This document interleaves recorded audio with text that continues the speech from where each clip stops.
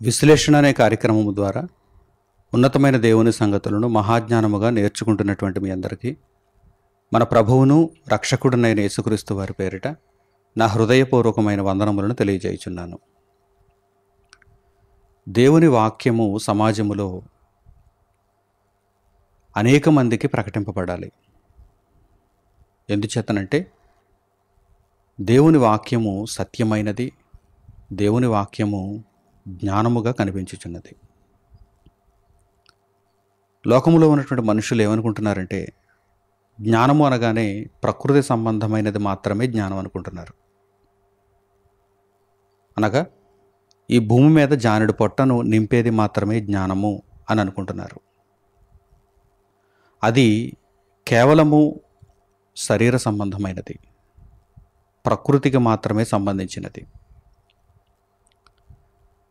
అయితే దేవుని జ్ఞానము ఆత్మ సంబంధమైనది, దేవుని జ్ఞానము పరలోక సంబంధమైనది.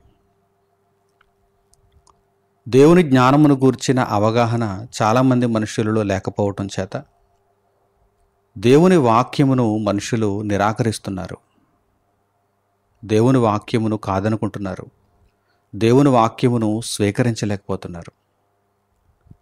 అటువంటి పరిస్థితులలో మనము దేవుని వాక్యమును మనుషుల చెంతకు ఏ విధంగా తీసుకుని వెళ్ళాలి అని ఆలోచన చేయగలిగితే, పరిశుద్ధ గ్రంథంలో ప్రభువైన యేసుక్రీస్తు వారు తన శిష్యులను సువార్త ప్రకటన నిమిత్తము పంపిస్తూ ఎటువంటి సూచనలు చేస్తున్నారో మనం తెలుసుకోవాలి.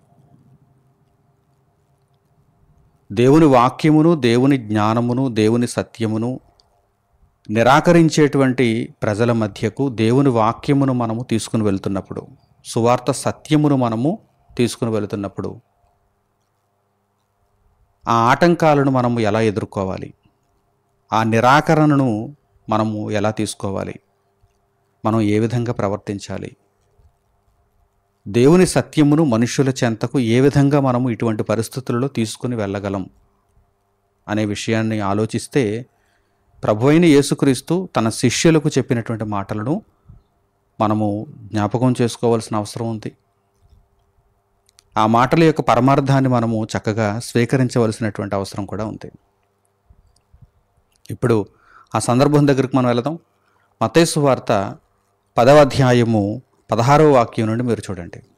మత్తయి సువార్త 10వ అధ్యాయము 16వ వాక్యం నుండి, ఇదిగో తోడేళ్ల మధ్యకు గొర్రెలను పంపినట్టు నేను మిమ్మును పంపుచున్నాను. మనుషుల మధ్యకు సువార్త సత్యమును తీసుకుని వెళ్ళేటువంటి వారు ఎలా వెళతారు అంటే తోడేళ్ల మధ్యకు గొర్రెలు వెళ్ళినట్టుగా వెళతారు.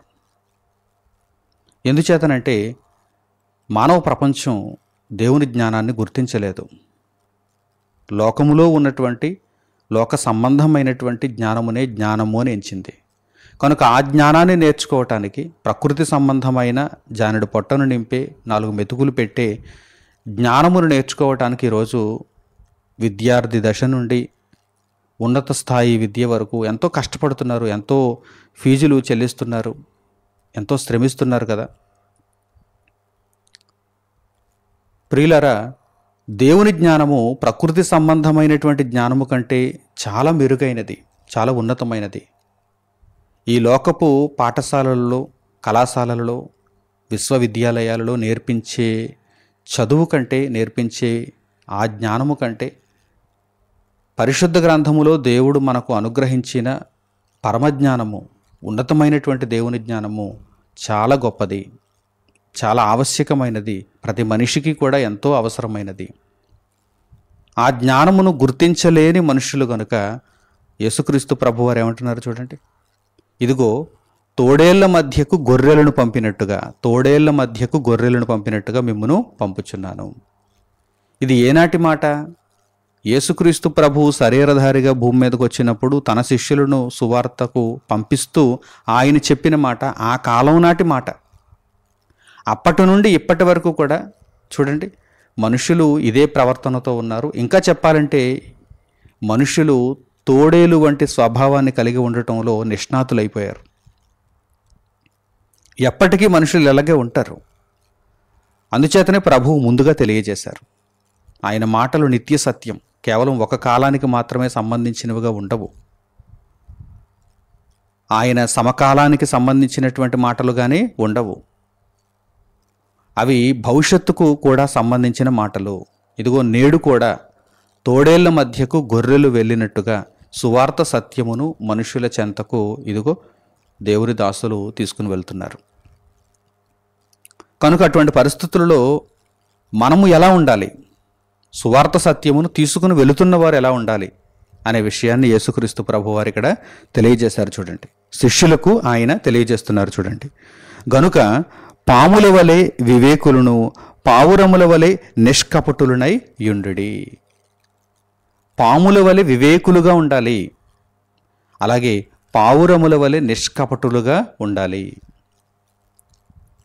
పాముల వలె వివేకులుగా ఉండడం అంటే అర్థం ఏంటి? మీరు దేవుని వాక్యాన్ని సమాజంలోనికి తీసుకుని వెళుతున్నప్పుడు చాలా భయంకరమైనటువంటి మనుషులు మీ చుట్టూ ఉంటారు కనుక వివేకాన్ని, మెలకువతనాన్ని ప్రదర్శించండి. అంతే తప్ప అమాయకులుగా ఉండి వారి యొక్క చేష్టలకు మీరు బలి కాకండి. పాముల వలె మీరు ఎలా ఉండాలి? వివేకులుగా ఉండాలి, వివేకులుగా ఉండాలి. పరిశుద్ధ గ్రంథంలో యేసుక్రీస్తు ప్రభువారు ఈ మాటలను చాలా జ్ఞానయుక్తంగా సువార్త ప్రకటనను చేసేటువంటి వారికి తెలియజేశారు. ఈ సూత్రాన్ని ప్రతి ఒక్కరూ కూడా పాటించాలి. మీరు పాముల వలె వివేకులుగా ఉండండి. అలాగే తరువాత పాముల వలె వివేకులుగా ఉండమన్నారు కదా అని మీరు కేవలం వివేకాన్ని మాత్రమే ప్రదర్శించి ఆ వివేకాన్ని చివరకు కుయుక్తి రూపంలోకి తీసుకుని వెళ్ళిపోవడం కాదు. మీరు అదే సమయంలో పావురముల వలె నిష్కపటులుగా కూడా ఉండాలి. పావురముల వలె నిష్కపటులుగా అంటే ఎటువంటి అన్యాయం మీలో కనిపించకూడదు.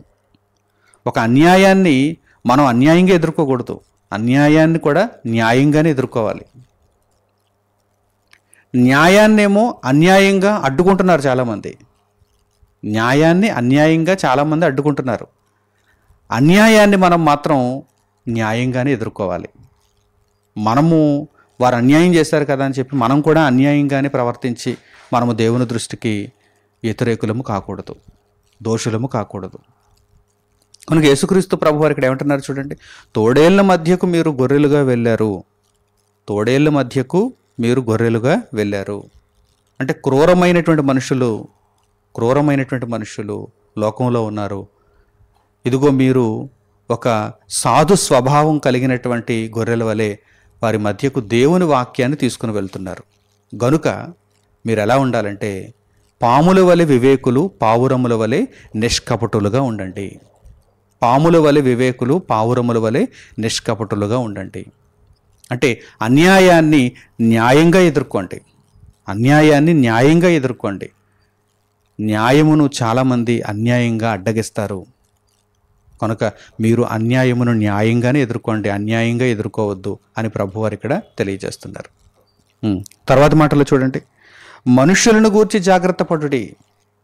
మనుష్యులను గూర్చి జాగ్రత్త పడుడి. ఎక్కడికైనా మనము బయలుదేరి వెళ్తున్నప్పుడు కొన్ని జాగ్రత్తలు మన ఇంటి వారు చెబుతూ ఉంటారు. ముందుగా ఆ ప్రాంతాన్ని గూర్చి తెలిసిన వారు కావచ్చు, ఆ ప్రయాణాన్ని గూర్చి తెలిసిన వారు కావచ్చు. మనం ఎక్కడికైనా ప్రయాణమై వెళ్తున్నప్పుడు కొన్ని జాగ్రత్తలు చెబుతూ ఉంటారు. ఇదిగో ముందుగా వీటిని నీవు సిద్ధపరచుకో, అక్కడికి వెళ్ళిన తర్వాత వారి వలన నీకు ప్రమాదం ఉండొచ్చు, లేకపోతే ఈ పరిస్థితులు నీకు ఆటంకంగా ఉండొచ్చు, ముందుగా వాటిని సరిచేసుకో, ముందుగా ఈ విషయాన్ని తెలుసుకో అని చెప్పి మనకు కొన్ని జాగ్రత్తలు చెబుతూ ఉంటారు. అట్టి మాదిరిగా సువార్త సత్యమును లోకములోనికి తీసుకుని వెళుతున్నటువంటి దేవుని దాసులకు ఇవ్వబడినటువంటి గొప్ప సూచన ఏంటంటే మనుష్యులను గూర్చి జాగ్రత్త సుమా. మనుష్యులను గూర్చి జాగ్రత్త సుమా. ఏదో ఒక క్రూరమైనటువంటి మృగమును గూర్చో, లేకపోతే ఒక విషసర్పాన్ని గూర్చో, లేకపోతే ఇంకా ఏదైనా ఒక భయంకరమైన పరిస్థితిని గూర్చో కాదు, మనుష్యులను గూర్చి మీరు జాగ్రత్త పడుడి. ఎందుచేతనంటే వారు మిమ్మును మహాసభలకు అప్పగించి తమ సమాజ మందిరములలో మిమ్మును కొరడాలతో కొట్టింతురు. అంటే శిక్షిస్తారు. న్యాయమును అడ్డగిస్తారు. మీరు దేవుని యొక్క సువార్తను, దేవుని యొక్క సత్యమును మహాజ్ఞానముగా లోకములోనికి తీసుకుని వెళ్తున్నప్పుడు మిమ్మును వారు అన్యాయముగా అడ్డగిస్తారు.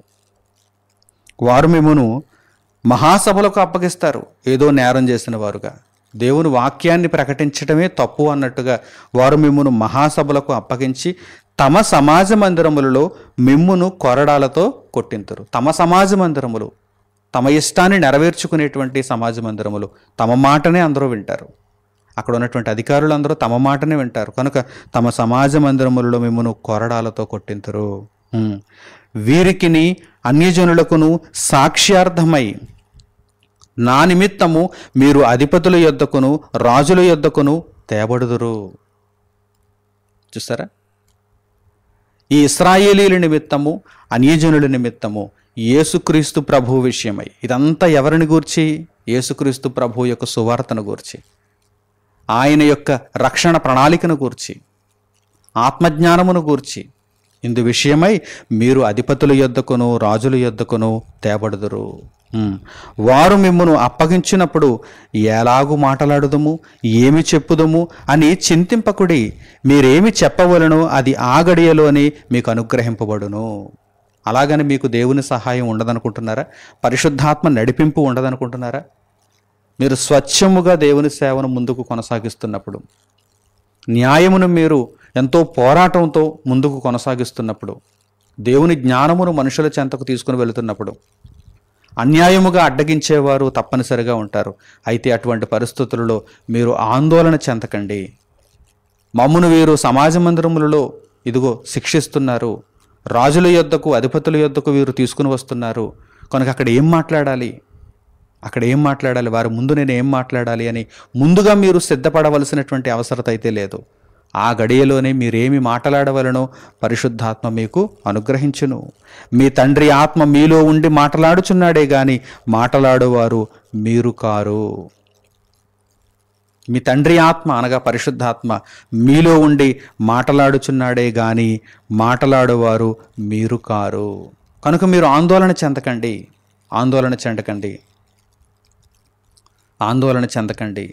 అన్యాయమును కూడా న్యాయంగానే ఎదుర్కోండి.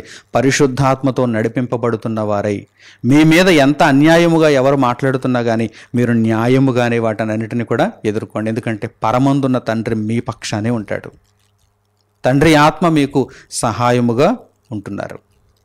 మనకి ఈ విషయంలో ప్రతి ఒక్కరూ కూడా ఒక స్పష్టతను తెచ్చుకోవాలి. దేవుని జ్ఞానాన్ని ఎలా ప్రకటించాలండి? దేవుని జ్ఞానాన్ని సమాజంలోనికి ఎలా తీసుకుని వెళ్ళాలండి? అందరూ ఆటంకాలుగా కనిపిస్తున్నారే, న్యాయమును అన్యాయంగా అడ్డగించాలని చూస్తున్నారే. మరి నేను ఏ విధంగా ప్రవర్తించాలన్నప్పుడు ఇదిగో ముందుగా వ్రాయబడినటువంటి సూచనలను మనస్సులో ఉంచుకోవాలి. నేను క్రూరమైన తోడేళ్ల మధ్యకు ఒక గొర్రె వలె వెళుతున్నాను. నేను ఒక పాము వలె వివేకాన్ని ప్రదర్శించాలి. అదే సమయంలో ఒక పావురం వలె నిష్కపటంగా కూడా ఉండాలి. నన్ను వారు ఇదిగో కొంత ఇబ్బందికైతే గురి చేస్తారు, నన్ను శిక్షించడానికైతే వారు ప్రయత్నిస్తారు. నేనేమాత్రం బెదిరిపోకూడదు. పరిశుద్ధాత్మ నాకు సహాయంగా ఉంటారు. నేనేమి మాట్లాడవలను అని నేను ఆందోళన చెందవలసిన అవసరం లేదు. పరిశుద్ధాత్మ నాకు సహాయం చేస్తారు అనేటువంటి ఒక గొప్ప ఆదరణతో మనము దేవుని జ్ఞానాన్ని అయితే ఒక పట్టుదలతో ముందుకు తీసుకుని వెళ్ళాలి. అలాగే ఇంకా ఏం జరుగుతుందో చూడండి. ఇంకా ఎటువంటి సమస్యలు ఉత్పన్నమయ్యేటువంటి అవకాశం ఉందో చూడండి. సహోదరుడు సహోదరుని, తండ్రి కుమారుని మరణమునకు అప్పగించెదరు. పిల్లలు తల్లిదండ్రుల మీద లేచి వారిని చంపించెదరు. మీరు నా నామము నిమిత్తము అందరి చేత ద్వేషింపబడుదురు. అంతము వరకు సహించినవాడు రక్షింపబడును. చాలా ఉపద్రవాలు, చాలా కష్టాలు, చాలా ఇబ్బందులు మీకు ఎదురవుతాయి. అయితే వీటన్నింటినీ అంతము వరకు మీరు సహించవలసిన వారుగా ఉన్నారు. ఏదో ఒకరోజు మీరు ఈ సహనాన్ని చూపిస్తే సరిపోదు. అంతము వరకు కూడా, మీ బ్రతుకు భూమి మీద ఉన్నంత వరకు కూడా ఈ సహనాన్ని మీరు కలిగి ఉండాలి. మీ స్వంత వారే, మీ కుటుంబపు వారే, మీ బంధువులే క్రీస్తు నామము నిమిత్తము మిమ్మును అపహాస్యం పాలు చేస్తారు, నిందల పాలు చేస్తారు. మిమ్మును ఒకవేళ చంపిస్తారు కూడా, అంటే మరణమునకు కూడా అప్పగిస్తారు. అంత భయంకరమైన పరిస్థితి మీకు ఎదురైనా కానీ క్రీస్తు నామము నిమిత్తము మీరు నిలువబడుట అనేటువంటి విషయంలో ఏమాత్రం రాజీ పడకండి. అంతము వరకు సహించిన వాడే రక్షింపబడును. ఇంకా వారు ఈ పట్టణములో మిమ్మల్ని హింసించినప్పుడు మరి ఒక పట్టణమునకు పారిపోవుడి. మనుష్య కుమారుడు వచ్చే వరకు మీరు ఇశ్రాయేలు పట్టణములలో సంచారము చేసి ఉండరని నిశ్చయముగా మీతో చెప్పుచున్నాను అని యేసుక్రీస్తు ప్రభువు శిష్యులతో ఆ రోజు ఈ విషయాలన్నిటినీ కూడా తెలియజేశారు. కనుక నా ప్రియులైనటువంటి సహోదరి సహోదరులారా, మనము వివేకాన్ని ప్రదర్శించాలి, నిష్కపటులుగా ఉండాలి. చాలామంది మనుషులకు అర్థం కాలేదు గనక దేవుని జ్ఞానమును అన్యాయముగా ఆటంకపరచటానికి, అడ్డగించటానికి ప్రయత్నాలైతే చేస్తారు. మనము ఆ ప్రయత్నాలను చూచి బెదిరిపోకూడదు. అన్యాయాన్ని కూడా న్యాయంగా ఎదుర్కోవడానికి మనం సిద్ధం అవ్వాలి. న్యాయంగా ఎదుర్కోవడానికి వారి వలె మనం అన్యాయంగా ఎదుర్కోకూడదు. వారు అన్యాయం చేశారు కదా అని మనం కూడా అన్యాయంగానే ఎదుర్కోవడానికి ఆలోచన చేయకూడదు. అన్యాయాన్ని న్యాయంగా ఎదుర్కోవాలి. అయితే న్యాయమునకు మాత్రం ఆటంకాలు కలుగుతూనే ఉంటాయి. న్యాయమును అన్యాయంగా వారు అడ్డగిస్తూ ఉంటారు. యెషయా గ్రంథంలో ముందుగా దేవుడు పలికించినటువంటి మాటలను మీరు చూడండి. ప్రవక్త ద్వారా దేవుడు పలికించినటువంటి సంగతులను మీరు ఒక్కసారి గమనించండి. యెషయా గ్రంథము 59వ అధ్యాయము 14వ వాక్యం. యెషయా గ్రంథము 59వ అధ్యాయము 14వ వాక్యం. న్యాయమునకు ఆటంకము కలుగుచున్నది. అన్యాయానికి ఆటంకం లేదు, న్యాయమునకు మాత్రం ఆటంకాలు ఉన్నాయి. అంటే న్యాయమును అన్యాయంగా అడ్డగిస్తున్నారన్నమాట. మనమైతే అన్యాయమును కూడా న్యాయంగా ఎదుర్కొంటున్నాం. కానీ లోకపు జనులు, దేవుని జ్ఞానము లేనివారు న్యాయమునకు ఆటంకమును కలిగించుచున్నారు, న్యాయమును అన్యాయముగా అడ్డగిస్తున్నారు. ఇంకా తర్వాత మాటలు చూడండి. నీతి దూరమున నిలుచుచున్నది, సత్యము సంత వీధిలో పడియున్నది, ధర్మము లోపల ప్రవేశింపనేరదు. దేవుడి మాటలను ముందుగానే ప్రవక్త ద్వారా తెలియజేశాడండి. అసలు న్యాయమునికి ఎక్కడైనా అనుకూలత ఉందా, ప్రవేశం ఉందా? ఒక నీతి, ఒక సత్యము, ఒక ధర్మము మనుషులలో ఈరోజు గొప్పవిగా కనిపిస్తున్నాయి అంటే లేదు. ప్రతి ఒక్కరూ కూడా వీటిని ఆటంకపరుస్తున్నారు. నీతి న్యాయములను, సత్య ధర్మములను మనుషులు ఆటంకపరుస్తున్నారు. వాటిని జరగనివ్వటం లేదు, ప్రకటనలు వెల్లడి కానివ్వటం లేదు. అలాగే వారి బ్రతుకులలో వాటిని అమలు చేసుకోవడానికి ఇష్టపడటం లేదు. మనుషులు అన్యాయంలో ఉండాలనుకుంటున్నారు, అవినీతిలో ఉండాలనుకుంటున్నారు, అధర్మంలో ఉండాలనుకుంటున్నారు, అసత్యంలో ఉండాలనుకుంటున్నారు. చూసారా? కనుక తప్పనిసరిగా న్యాయమునకు ఆటంకాలైతే కలుగుతాయి. ఆ ఆటంకాలను మనం తొలగించుకుంటూ ముందుకు వెళ్ళాలి. ఆటంకాలైతే తప్పనిసరిగా వస్తాయి. ఆ ఆటంకాలు ఉన్నప్పుడే మనలో నీతి కూడా దేవునికి కనిపిస్తుంది, మనలో యథార్థత దేవునికి కనిపిస్తుంది, మనలో పోరాట పటిమ దేవునికి కనిపిస్తుంది. కనుక ప్రియులారా, న్యాయమునకు ఆటంకము కలుగుతుంది, న్యాయమును అన్యాయముగా అడ్డగించేవారు ఉంటారు. అయితే మనం మాత్రం అన్యాయాన్ని కూడా న్యాయంగానే ఎదుర్కొంటూ దేవుని సేవను ముందుకు జరిగించవలసిన వారముగా ఉన్నాము. ఈ విషయంలో యుక్తిని సంపాదించాలి. అలాగే నిష్కాపట్యతను కూడా మనం కలిగి ఉండాలి. ఏమాత్రము పాపము లేని వారముగా మనం జీవించాలి. ఆయా సందర్భాలలో కొందరు దుర్మార్గులైనటువంటి వ్యక్తులు కనిపిస్తూ ఉంటారు. అలాంటి వ్యక్తులను చూచి మనము వ్యసన పడకూడదు, లేక అటువంటి వారిని అంతమొందింప చేయాలి, లేకపోతే వారిని ఇబ్బందులకు గురి చేయాలనేటువంటి ఆలోచన మనలో రాకూడదు. ఎందుచేతనంటే ఏ ఒక్కరూ కూడా మనకు వ్యక్తిగతంగా శత్రువులు కానే కారు. మరి ఎవరు మన శత్రువు? మన విరోధి ఎవడు? అపవాది, సాతాను. వాడు ఆ మనుష్యులను ఆ విధంగా మలచటం వల్ల వారు ఆ విధంగా తయారైపోతున్నారు. న్యాయమునకు ఆటంకములు కలిగించేవారుగా మనుషులు మారిపోతున్నారు. కనుక వారిలో ఉన్నటువంటి అపవాదితో మనం యుద్ధం చేస్తూ ఉండాలి. అంతే తప్ప వారిని మనము వ్యక్తిగతంగా మరలా అవకాశం దొరికింది కదా అని ఇబ్బందులకు గురి చేయడం అనేది తప్పు. అటువంటి విషయంలో దేవుడు ఎటువంటి అనుకూలతను మనకు చూపించడు, దేవుడు హర్షించడు. కనుక ఎప్పుడూ కూడా అపవాదితో మనం పోరాటం చేయాలి, అపవాదితో యుద్ధం చేయాలి, వారిలో ఉన్నటువంటి అపవాదితో. వారి మాటలకు సరైనటువంటి జవాబునివ్వాలి. వారి యొక్క క్రియలకు మనము న్యాయమైనటువంటి పోరాటాన్ని ఇవ్వాలి. న్యాయమైనటువంటి పోరాటాన్ని ఇవ్వాలి. కనుక ప్రియులారా, దేవుడు వ్రాయించినటువంటి ఈ విషయాలన్నింటినీ కూడా చక్కగా మీరు స్వీకరించగలిగితే దేవుని పనిని ఉన్నతంగా మీరు తీసుకువెళ్ళగలిగిన వారు అవుతారు. ప్రారంభ శతాబ్దంలో అపొస్తలుడైనటువంటి పౌలు గారు కావచ్చు, మిగిలినటువంటి అపొస్తలులు కావచ్చు, శిష్యులు కావచ్చు, ఈ ఆటంకాల విషయంలో ఎన్నో బాధలను వారు ఎదుర్కొన్నారు. అయినప్పటికీ న్యాయంగానే వారు పోరాడారు. అన్యాయపు మార్గంలో వారు వెళ్ళలేదు, న్యాయంగానే వారు పోరాడారు. చూడండి, ఒకానొక వాక్య భాగాన్ని ఇప్పుడు మీకు పరిచయం చేస్తాను. పౌలు గారు కొరింథీయులకు రాసినటువంటి రెండో పత్రిక 10వ అధ్యాయము 5వ వాక్యం నుండి మీరు చూడండి.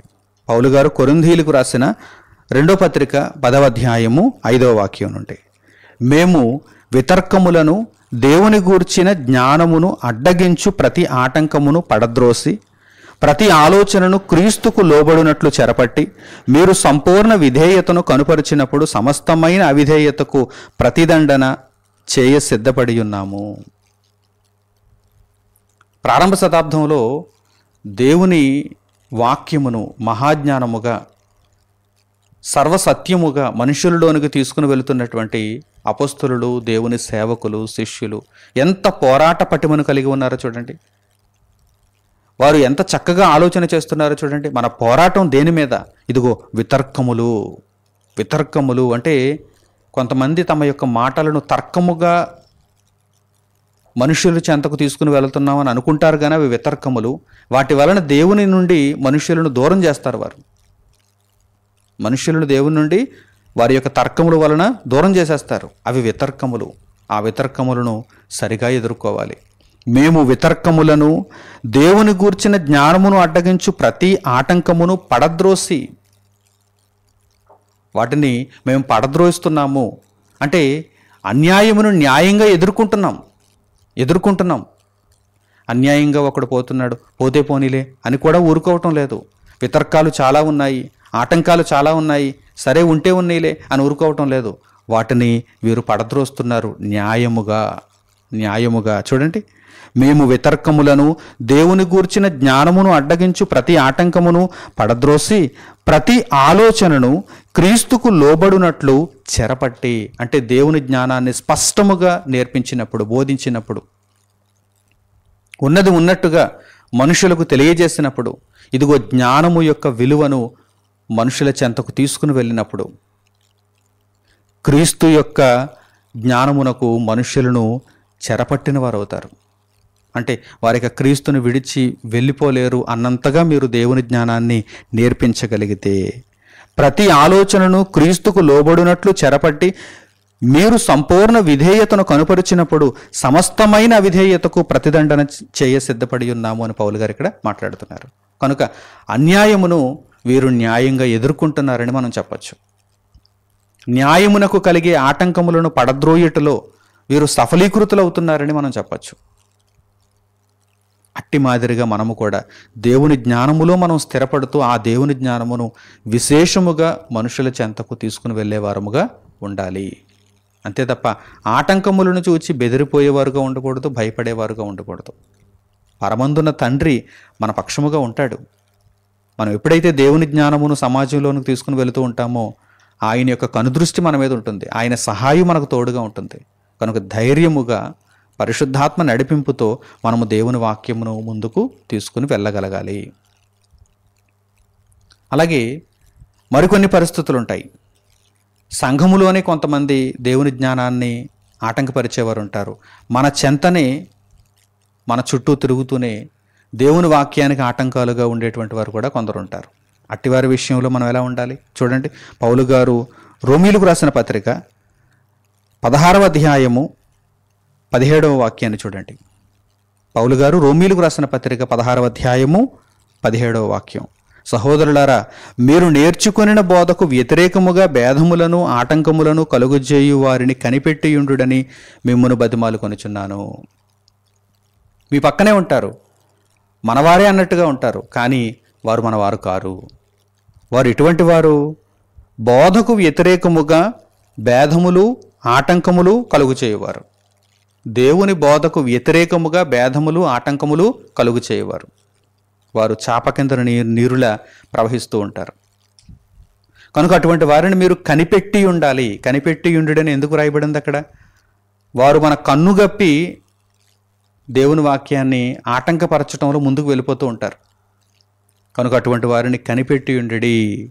అట్టి వారి నుండి మీరు తొలగిపోవుడి, వారిలో నుండి మీరు తొలగిపోవుడి. అంటే ఇప్పటి వరకు వారి మధ్య ఉన్న వారి యొక్క చేష్టలను మీరు గమనిస్తున్నప్పుడు, వీరు దేవుని వాక్యమునకు ఆటంకము, వీరు దేవుని జ్ఞానమును సమాజంలోనికి వెళ్ళనివ్వరు, వీరు దేవునికి అవిధేయులు అని మీకు అర్థమైనప్పుడు వారి నుండి మీరు తొలగిపోవుడి అని కూడా పరిశుద్ధ గ్రంథంలో సూచించబడింది. కనుక ప్రియులారా, న్యాయమునకు ఆటంకాలు కలిగేటువంటి పరిస్థితులలో మనం ఏమాత్రం కూడా ఆ ఆటంకాలను ప్రోత్సహించేవారముగా ఉండకూడదు. రాగద్వేషాలకు లోనై ఆ ఆటంకాలను మనము ప్రోత్సహించేవారముగా ఉండకూడదు. వాటిని మనము ఎదుర్కోవాలి. అన్యాయమును న్యాయముగా ఎదుర్కోవాలి. న్యాయమును అన్యాయముగా చాలామంది అడ్డగిస్తున్నారు, కానీ అన్యాయాన్ని మాత్రం మనం న్యాయంగా ఎదుర్కోవడానికి ఎల్లప్పుడూ మెలకువ కలిగి ఉండాలి, సిద్ధపాటుతో ఉండాలి. లేదంటే మన ఆత్మీయ జీవితాలు కూలిపోయే ప్రమాదం ఉంది. అంతము వరకు సహనమును మనము కలిగి ఉండని పరిస్థితుల్లోనికి వెళ్ళిపోయేటువంటి ప్రమాదం ఉంది. కనుక అటువంటి పరిస్థితులు రానివ్వకుండా ఉండాలంటే ఎల్లప్పుడూ కూడా మెలకువ కలిగినటువంటి జీవితాలతో దేవుని జ్ఞానము సమాజంలోనికి వెళ్ళాలి. దేవుని జ్ఞానము ఏ దశలో ఎక్కడ అడ్డగింపబడుతుందో, ఎక్కడ ఆటంకము కలుగుచున్నదో ఆ ఆటంకమును నేను పడద్రోసి సత్యమును నేను ముందుకు తీసుకుని వెళ్ళాలి అనేటువంటి దృఢ సంకల్పముతో దేవుని కొరకు మనం పని చేయగలిగితే చక్కని బహుమానమును దేవుని యొద్ద నుండి మనము పొందుకుంటాం. మంచి నిర్ణయాలతో దేవుని సేవ విషయంలో, సువార్త సత్యము దేవుని జ్ఞానమును ముందుకు తీసుకుని వెళ్ళేటువంటి విషయంలో మీరందరూ కూడా దేవుని జతపనివారుగా ఉండాలని హృదయపూర్వకంగా కోరుకుంటూ ఈ సందేశమును ఇంతటితో నేను ముగిస్తున్నాను. తండ్రి అయిన దేవునికి ప్రార్థనలు ఏకీభవించండి. పరమందున్న మా కన్న తండ్రి, మనుష్యులను రక్షించటానికి మహోన్నతమైనటువంటి సంగతులను పరిశుద్ధ గ్రంథము ద్వారా మీరు అనుగ్రహించి ఆత్మ సంబంధమైన జ్ఞానముగా లోకమునకు మీరు దయచేశారు. అయితే తండ్రి, మీ జ్ఞానమును ఎరుగనటువంటి అనేక మంది సువార్త సత్యమును ఆటంకపరుస్తున్నవారుగా, అడ్డగిస్తున్నవారుగా కనిపిస్తున్నారు. న్యాయమును అన్యాయముగా అడ్డగిస్తున్నారు. అయితే తండ్రి, ఈ అన్యాయం అంతటిని మేము న్యాయముగా ఎదుర్కొనేటువంటి సహాయమును మీరు మాకు దయచేయుచున్నారు. వాక్యము ద్వారా తండ్రి ఉన్నతమైనటువంటి సంగతులను మాకు నేర్పిస్తూ, ఎవరి మధ్య మేము నివసిస్తున్నామో, ఎవరికి సువార్త సత్యమును మేము ప్రకటిస్తున్నామో గుర్తెరుగుతూ, పాముల వలె వివేకులమై, పావురముల వలె నిష్కపటులమై, పరిశుద్ధాత్మ నడిపింపుతో ప్రతి ఆటంకమునకు ముందుగా సిద్ధపడి దానిని ఎదుర్కొనగలుగుటకు, ప్రతి వితర్కమును, మీ జ్ఞానమును అడ్డగించేటువంటి ప్రతి ఆటంకమును పడద్రోయగలిగే శక్తి కలిగిన వారు మగుటకు మమ్మల్ని అందరినీ కూడా మీరు ఆయుత్తపరచండి తండ్రి. నాయన, మీ మాటలను విన్న తర్వాత మీ కొరకు మంచి నిర్ణయాలను తీసుకొని మీ సేవార్థమై నిలువబడే చక్కని ఆలోచనతో ముందుకొస్తున్నటువంటి మీ బిడ్డలందరికీ మీ కృపను, మీ సహాయమును తోడుగా ఉంచమని మిమ్మల్ని వేడుకుంటూ, అంతము వరకు సహనమును కలిగి ఉండేటువంటి ధన్యతను మీ బిడ్డలందరికీ దయచేయమని మిమ్మల్ని కోరుకుంటూ మా ప్రార్థన మనవులను మా ప్రభువును మా రక్షకుడునైన యేసుక్రీస్తు వారి పేరిట మిమ్మల్ని వేడుకొనుచున్నాము తండ్రి. ఆమెన్. అందరికీ వందనములు. సెలవు.